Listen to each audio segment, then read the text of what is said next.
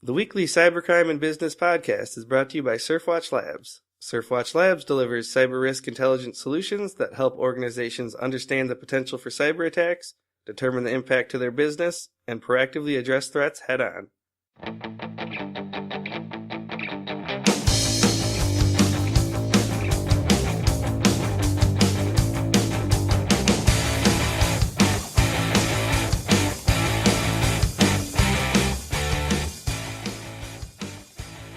Happy New Year, everyone, and welcome to HackSurfer's weekly podcast. Today is Friday, January 2nd, 2015. Joining us today, we have Michael Fell, Surfwatch Labs data analyst, Jeff Peters, the HackSurfer editor, and I'm Matt Leifus, and I write for HackSurfer. A little later after the podcast, stay tuned for Jeff's interview with Hector Hoyos. Hoyos is the founder and CEO of Hoyos Labs, and Jeff and Hoyos discuss the 1U app and talk about passwords and the relevance in the future if they're ever going to die, or a lot of things pertaining to that. I figured, guys, that we could start with talking about a story that's developing in India. Apparently, the Indian government blocked a bunch of websites. Some of these websites were GiftHub, Weebly, Dailymotion, and a few others. And the reason behind blocking these websites, and I quote, "An anti-national group are using social media for mentoring Indian youth to join the jihadi activities." So that's kind of like terrorist type stuff. I don't know what you guys think about that. You know, with me and net neutrality, I think, you should just leave the internet alone. Everyone should be able to access everything. What do you guys think of that? I do think this story highlights one of a big trend that I think we're going to start seeing of governments around the world blocking websites and internet traffic they don't like. We've seen this with China and some other totalitarian states, but I think even democracies to a certain extent are trying to govern what their populace sees and doesn't see for several reasons, whether it be for threats to the state or pornography or any other sort of other things. I think we're going to start seeing in the next year or so governments really cracking down on sites that they don't like. And jumping off that, I was reading a lot of articles, this morning, and I guess just the past couple weeks, everyone's putting out their cyber predictions, end of 2014, beginning of 2015 kind of things. And kind of like we were talking on the last podcast with Mark Gazit, we were just talking about the growing number of nation states that are participating in cyber-espionage as well. So in addition to government cracking down internally, then you also have a lot more governments getting involved, particularly in like the critical infrastructure, espionage kind of stuff, going out and basically trying to steal information, spy on others. So I think that's going to be a growing trend, definitely in 2015, but, especially, even further. I imagine over the next 5-10 years, as more nation states get those capabilities, there's really going to be a lot more of that kind of cyber warfare, cyber espionage, whatever you want to call it. Yeah, I agree with you. I think I think is the second tier or third tier powers, whether it's the Irans or the North Koreas, the smaller states that don't have the stereotypical large militaries, they're going to really start investing in these espionage capabilities to better understand their adversaries. But I think the most important point is this critical infrastructure. I think governments and militaries especially are still trying to figure out that area. So I think a lot of the activity is going to revolve around reconnaissance and development of capability. But there's honestly no way of knowing what governments are going to be really doing when it comes especially to critical infrastructure in targeting industrial control systems. Yeah, another thing that's interesting about that is, I guess, whenever you talk about cyber warfare, there's always talk about, physical destruction. We talked about that a little bit. I think it was the German plant that caught fire. And then South Korea, their nuclear facility, has been attacked. But it's kind of interesting with critical infrastructure just because there's always sort of the threat of the physical, but it's more about espionage. So there's always sort of this weird thing, at least for me, where everyone's talking about all this damage that can happen, but then at the same time, no one wants to actually do that damage. So it's kind of reconciling those two, I think, is difficult for some people. So that's kind of what's going on in the government sector in terms of predictions that I've been reading. But, there's a lot of other predictions out there. I guess one of the sectors that really kind of surprises me when you look at Hoyos Labs data, just in terms of no one really talks about it that much. Everyone talks about consumer goods and government and IT and things like that, is the healthcare sector.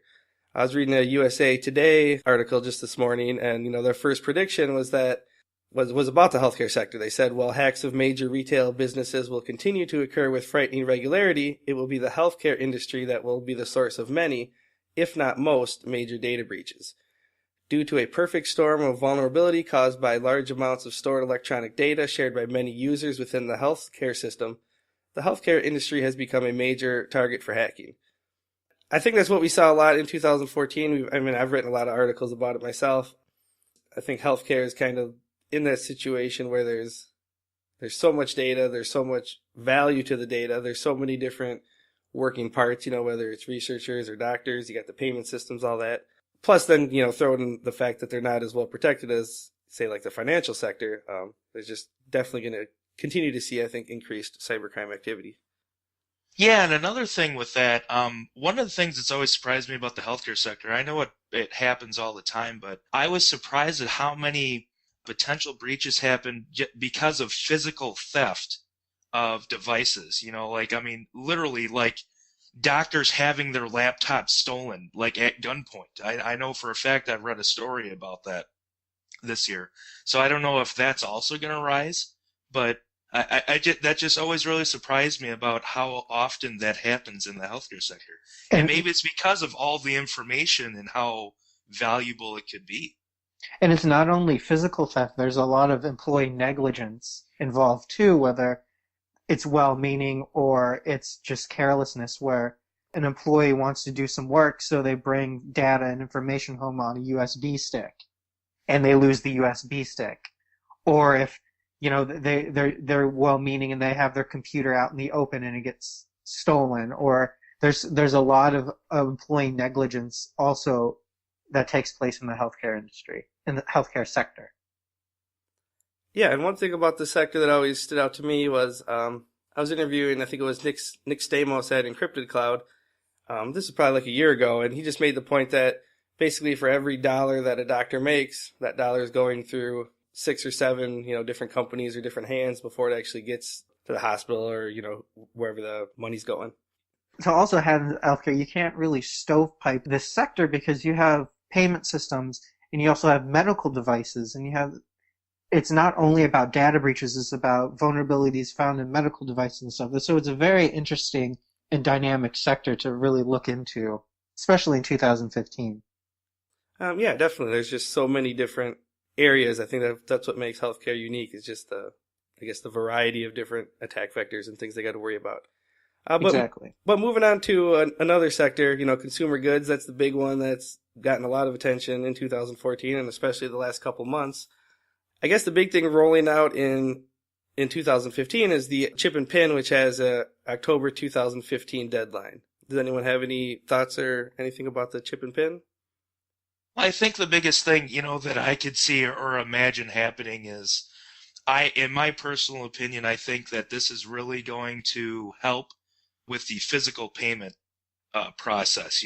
I don't think you're going to see nearly as many retail breaches that we've seen with like Target or Home Depot, just because the criminals aren't going to be able to access all this data. But I think that you're going to see a lot more targets on online payments.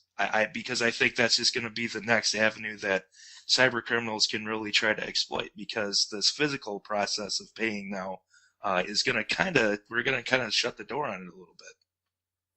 Yeah, and just to clarify for people who aren't really sure about how those cards work, basically it's got a little card chip on it that creates a unique transaction code. But with online transactions, obviously, it's not going to have that same, it'll basically work just like the traditional magnetic stripe cards. So, yeah, I definitely think, once sort of that attack vector of the physical stores is taken out, there's going to be a lot more online fraud. And I think they've seen that in, Europe and other places that have adopted EMV cards. All right, so we've talked about, the government sector, the healthcare sector, consumer goods. I guess kind of looking at more like the IT or kind of cybercrime in general. One of the trends that we've seen that people have been talking about just the last couple of days is, cybercrime for hire. Lizard Squad attacked Xbox Live and PlayStation Network, and it turns out a lot of people are saying that was just basically an ad for their DDoS tool. They're now, you can rent their DDoS tool from anywhere from $6 a month to $130 a month. I mean, do you guys have any thoughts kind of on that topic or Lizard Squad in general? I dislike them greatly. I thought it was, we were talking about this before the podcast. Brian Krebs just wrote an article, and I think all of us got a pretty good chuckle out of it, what did he say? He didn't say they were Lizard Squad, they were Lizard Kids or something like that. I thought that was kind of funny. That kind of sums up how I feel about the group. I always look at Krebs as a pretty straightforward journalist, but he definitely, there's a lot of contempt for them in that article. So I was cracking up. So yeah, he was talking about how, this cybercrime for hire model and how they can basically rent out their DDoS tool. But he was basically saying that these Lizard Squad kids basically copied the code from another program and just kind of making fun of the group. But I do think that it is an interesting story. It's definitely not anything new, kind of the cybercrime for hire model, but it does definitely highlight how any person can sort of become a hacker, in quotes. All they need to do is, they don't really need any sophisticated technical knowledge. All they need to do is, have a few bucks to rent these various tools or to purchase, this Zeus malware or these DDoS for hires. So it's really kind of expanding the market for sort of anyone who wants to get in and, become a cyber criminal or a hacktivist or whatever you want to call them. The cybercrime for hire or as a service is a pretty interesting concept. And while the Lizard Squads of the world are, they do it because they do it and it's gotten a lot of media attention, I think the biggest concern for me are the people who don't like to really publicize what they do and how they do it. The folks, the real black hat hackers who create tools and sell services who are actually pretty dangerous, whether they're the groups that target major retailers or whatnot, but they're the highly focused, highly skilled sort of people. They work for the governments. They can work for governments or they can work for, just as more or less as a mercenary to a certain extent. Those are the folks that really kind of concern me. Yeah, so that was what we saw for cyber predictions this year. I think we covered a lot of good topics there, and let's move on to the cyber tip. Hey, Mike, is there a cyber tip this week? Yeah, sure. The cyber tip this week comes from Push, a HackSurfer user who won last year's blogging contest on HackSurfer.com. And Push had made a good point. He said that people are your biggest surface attack area. People cannot be patched. Every company has turnover and change. Test all the parts and do it often. Launch phishing campaigns against your company. Leave USB sticks lying around after meetings. Think of new and interesting ways to try and socially engineer your employees. You really need to. The other guys are doing it, and you're going to want them to fail and then learn from your training before they fail, and you can learn of a real breach. All right, that's it for this week's discussion. Coming up, we have an interview with Hector Hoyos, the founder and CEO of Hoyos Labs.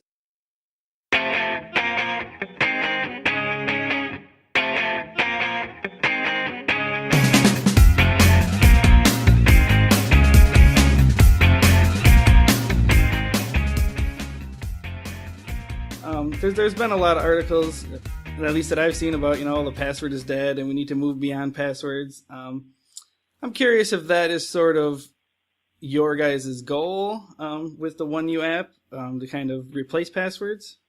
OneU is part of a larger platform called Hoyos ID. It's an end-to-end identity assertion platform. And, OneU's purpose is not to manage passwords.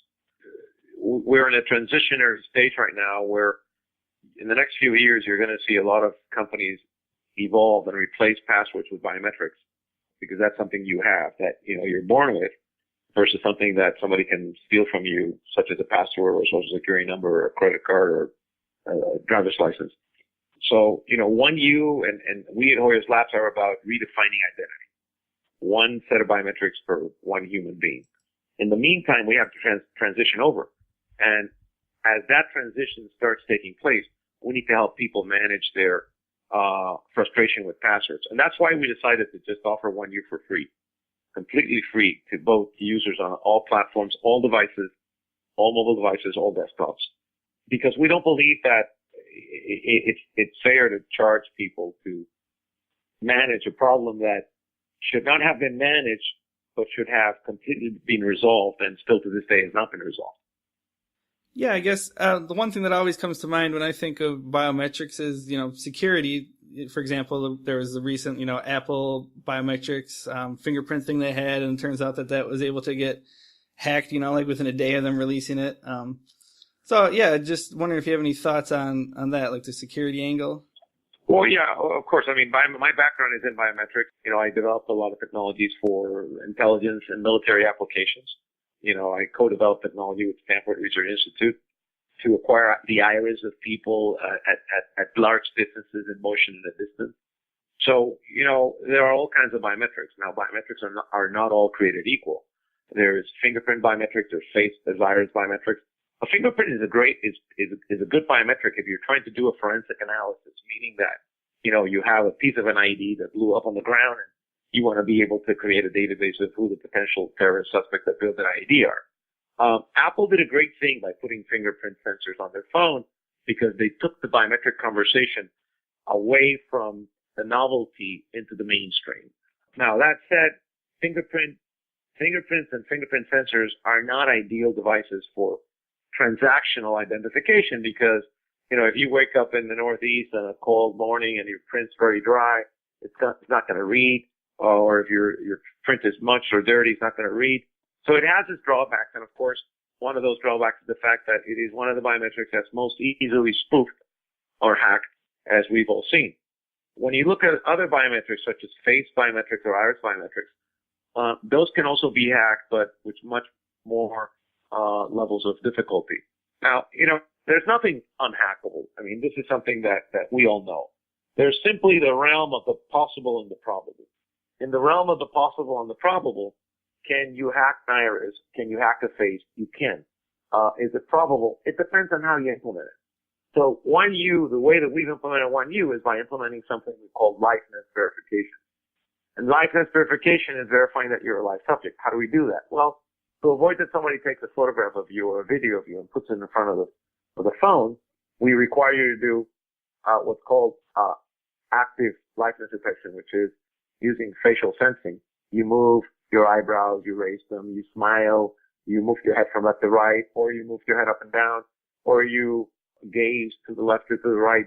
At random times, the app will ask you to do random gestures that are difficult to predetermine which gesture is going to be required. So by implementing those things, we have with iris technology or something where we actually do photonics analysis. We measure the way in which light is absorbed by the cornea and the tissue and the pupil and pupil dilation.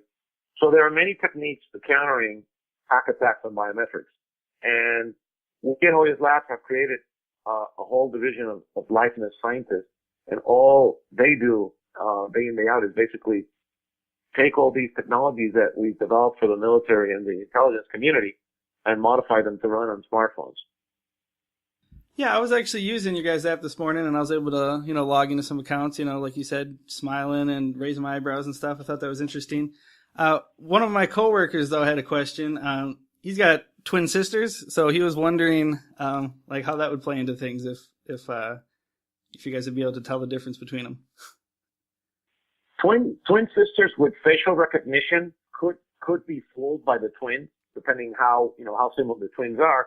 But with iris, they cannot, because both of your iris are different, one from the other, and the irises in identical twins are totally different. I'm wondering, too, kind of like the business versus consumer angle. Are you guys trying to sort of work with a lot of businesses, or is it more of a consumer product that you guys are focusing on?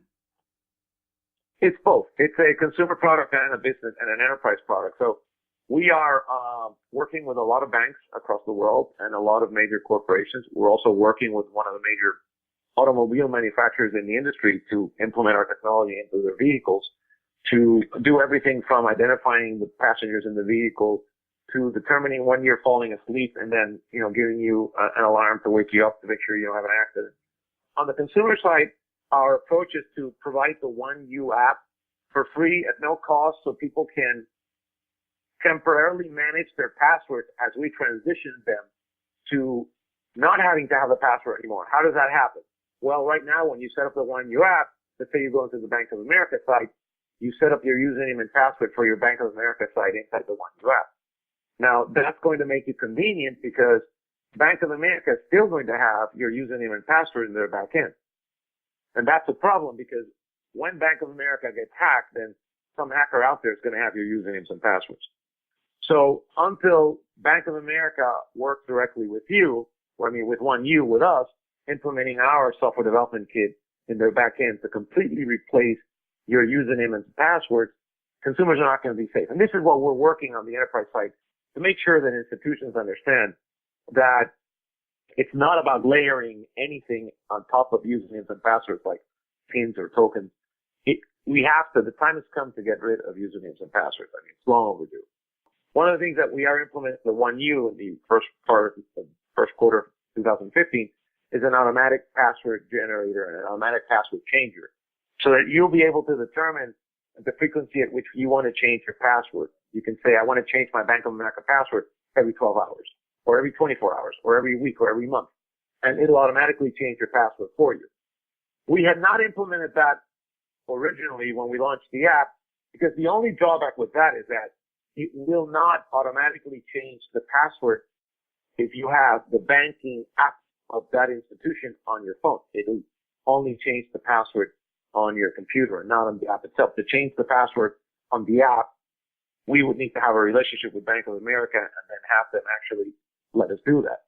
So, but again, we are doing it, and we will provide tools to consumers to be able to they could run our own browser on the mobile version. If you ran OneU, as you know, you can link OneU to any desktop device, or you can also see the site that you want to see coming up on the phone itself. That's our own browser. And in that case, our automatic password changer and generator will change the password within our own browser.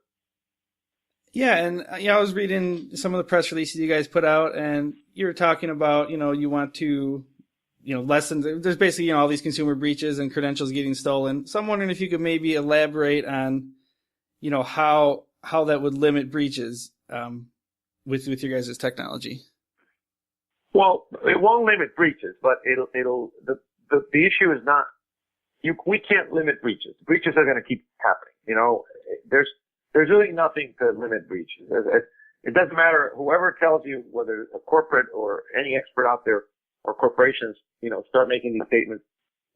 Consumers need to understand that that's never going to happen. What we can do is, how do we protect the information against the breaches when the breaches occur? The easiest answer to that is, how do you protect yourself, Jeff, from being hacked? There's a very easy way to do it. Unplug your computer from the network. But if you do that, then obviously, you can't do most of the things you want to do, right? So, but actually, I mean, that is the answer. People ask me, is there an absolute answer to being safe? Yeah. Unplug your internet connection. You're going to be safe, but you're not going to enjoy all the benefits the internet provides too. So it's a double-edged sword. Now, how can you stay online and protect yourself? And that's where OneU comes in, because OneU, in the earlier part of 2015, we're going to be launching and I want to be careful not to talk too much about this, but we're going to be, for security reasons, we're going to be launching some technology that will plug into OneU that will protect all your digital assets, all your data, all your information. And the simple answer is, we created OneU as part of an end-to-end identity assertion system called Hoyos ID. If you Google IEEE P2410, that takes you to the IEEE website, the International Electronics and Electrical Engineers Association, which is the global organization that creates all the standards for things that we use in our normal life in computing, such as Ethernet, all these different standards. So we created at Hoyos Labs something called the Biometric Open Protocol. And in February of this year, at the request of IEEE, we contributed it to them, and that became IEEE P2410. So the framework that establishes the use of biometrics in end-to-end identity assertion systems. How do you acquire? How do you encrypt them? How do you communicate them? How do you protect them? How do you maintain the privacy? How do you link them to big data? How do you actually use big data tied to biometrics? We We at Hoyos Labs invented that, and we contributed to IEEE, and that's P2410. So based on that technology, we've got a series of tools that are going to be provided to consumers that will plug into 1U, that will provide that protection over all your digital information, whether it's documents, whether it's photographs or videos. Yeah, I guess I'm wondering sort of like a timeline of things, I mean, you're talking about sort of a transition period, but do you ever see like a point in the future where, passwords will be obsolete, or do you think that's something that's kind of always going to be around for certain aspects? Yeah, absolutely. I mean, that question is reminiscent to me. I remember back in the day, people were saying, do you ever envision a time where there won't be any more VHS tapes, or cassette tapes? And, you can still find some micro cassette tapes in law firms, right? But you don't find micro cassettes pretty much anywhere else because most everybody has gone to digital recording. Now, the reason I make that statement is because it's going to depend on institutions. So the answer is yes. I see a time when there will be no more usernames and passwords. Your password will be you, because you can't be stolen. The biometrics that you're born with, your iris, your face, your voice, your fingerprint, your DNA, that nobody can take that. So the question is, how soon will institutions move? And the answer to that is, institutions are, primarily corporations work out of crisis. They react to things rather than they're reactive instead of proactive. These days, however, I am seeing financial institutions, because of all the hacks that have occurred, being much more proactive than they used to be. But not all of them. There still are some that are being reactive and are saying maybe we can get away with, leaving usernames and passwords a while, or let's layer anything else that we can get on top of usernames and passwords, which would be a huge mistake, because that's just going to make the whole process hugely inconvenient to consumers beyond what it is today. Then I guess the final question I had is, you talked about you're sort of starting with financial institutions. Is that, I guess, kind of what you guys see, starting with like the banks and stuff, and then eventually kind of growing into other sectors? So, we see the financial institutions, financial services industry, and the automotive industry, and the software industry. Those three industries, we see them moving aggressively all towards replacing usernames and passwords. And I would say that all three of them are moving as aggressive as the other. All right. Well, that's all the questions I have, unless there's anything else you think we should touch on. No, I mean, the only thing I would urge users to, attack lately. A lot of attacks have been levied against password keepers, because they're, one of the things that we found out in the last few weeks, few months, is that hackers are installing autologgers on your computer unbeknownst to you. I mean, the normal average consumer doesn't know what an autologger is, which is software. It's malware. It's bad software that's remotely installed in your computer. You don't know it's there. And anything you type in your keyboard is immediately stolen in real time and goes away to these hackers. So people ought to be careful with the way they use password managers, especially the password managers with a master password, because that's what these hackers are after. The master password, once that's compromised, then all your sites. Thanks for joining us for this week's podcast. As always, feel free to subscribe on YouTube, iTunes, or wherever else you listen, and check out HackSurfer.com and SurfWatchLabs.com for more information.